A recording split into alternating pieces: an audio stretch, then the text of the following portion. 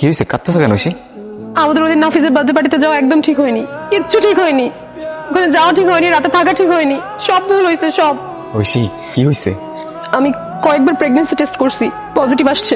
অনেক বড় ভুল হয়ে গেছে আমাদের। বাবা মাকে বললে বলবে অ্যাবর্শন করে ফেলতে। তুমি তো তাই বলবা, তাই? কি বলতেছো অ্যাবর্শন মানে? আমি অ্যাবর্শনে বিলিভ করি না। অ্যাবর্শন মানে আমার কাছে একটা নিষ্পাপ জীবনের মেরে। তুমি জানো আমাকে অ্যাবর্ট করে ফেলার কথা ছিল, সমাজের মানুষ কি বলবে সেই ভয়। কিন্তু আমার মা করেন, সে স্ট্রং ছিল, আর সেই জন্য আমি আজকে তোমার সামনে বসে আছি জ্যান্ত। কিন্তু সমাজের মানুষ কি বলবে?